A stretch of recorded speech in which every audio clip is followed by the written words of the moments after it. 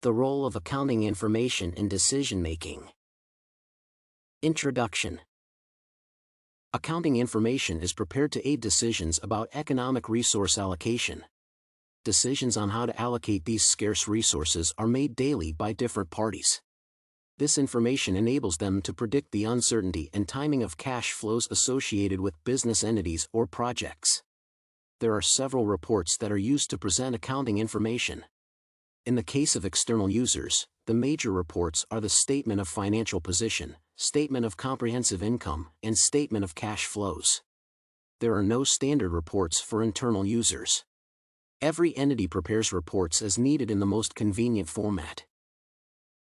Some attributes contribute to the usefulness of accounting information in decision-making. The information must be relevant to the user's decision. It must also be from a reliable source. Information that is not from reliable sources is highly likely to be inaccurate and, hence, unreliable. Finally, the information should be provided in a timely manner. It should not be outdated. Only current information is useful information. Accountants put controls over the accounting system in order to ensure that these qualities are maintained. The preparation of accounting information is a costly process. It involves collecting economic data about an entity. Accountants then summarize and classify the data appropriately.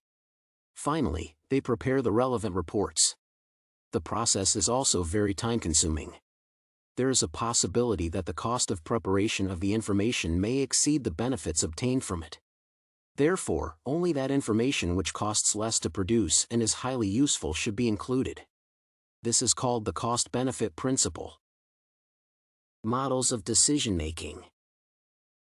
The subjective expected utility model. This model attempts to explain the process individuals go through in making a decision with different alternatives during risky and uncertain times. Savage advanced it in the early 1950s. It was an improvement on the expected utility model. It proposes that individuals try to maximize their utility from a decision. They consider their most preferred outcome and its probability of occurrence. First, the decision-maker identifies all the possible alternatives. Secondly, he determines the probability that the alternatives will occur. Finally, the decision-maker chooses the alternative that is most likely to fulfill his needs and has the highest probability of occurrence. However, this theory has some weaknesses. It assumes the condition of bounded rationality. This means that decision-makers are constrained by information availability, time, and brain capacity. Thus, they will never make rational decisions. Rather, their decisions will be subjective, influenced by other factors in their environment. The concept of bounded rationality emphasizes the fact that even if decision-makers have information, it is most probably inaccurate and therefore unreliable. They have limited time to make decisions. Therefore, they cannot afford to consider all the variables involved. Finally, decisions are often too complex and include too many variables for the human mind to process. Therefore, the decision-maker will choose which variables to consider and which to ignore. This process is quite subjective. The subjective utility model and bounded rationality explain some of the limitations that decision-makers face. Therefore, preparers of accounting information should try to improve these limitations, thereby making decision-making more credible. Theory of the firm. The stakeholder theory of the firm emphasizes the fact that a business entity, company, is composed of different stakeholders with different interests.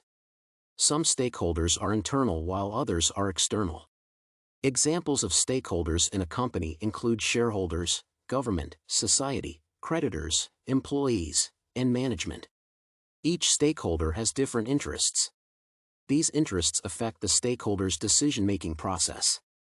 Creditors look for businesses that will be able to repay their loans and principals, shareholders search for highly profitable companies, while employees search for high-paying companies. The major constraint of group decision-making is the differing interests of stakeholders. Each stakeholder will try to maximize his or her interests, often at the expense of other stakeholders. This is evident in the principal-agent relationship between shareholders and management. In order to limit the skewed relationship, auditors are employed. In the case of a company divided into divisions, there is a conflict of interest between the different departments. This is especially true if performance measures promote divisional success over corporate well-being. Divisional managers might maximize their performance in order to get rewards while destroying company value.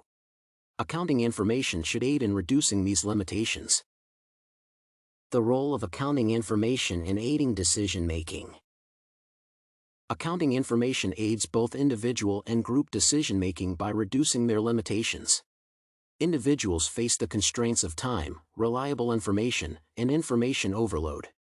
Accounting information should be relevant. This reduces the chances of burdening individuals with a lot of unnecessary information. The relevance of information depends on the decision at hand.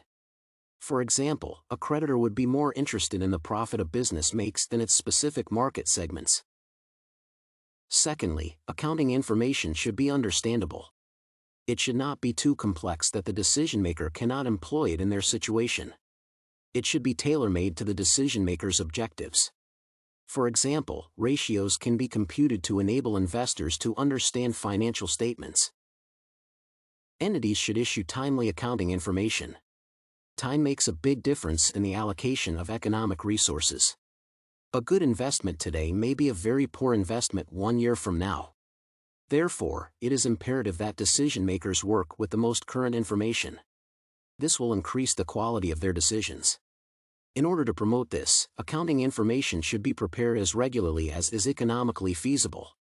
For most companies, this period is 1 year. However, companies can continue to issue interim accounting information during the year. Corporate decisions are affected by conflict of interest. This can be solved by using appropriate measures in creating accounting information. For example, if a company is divided into divisions, the opportunity cost transfer price can be used in order to avoid distorting one division's performance.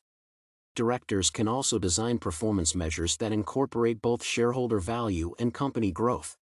Such measures include economic value added (EVA). Conclusion. Accounting information can be considered a means to an end.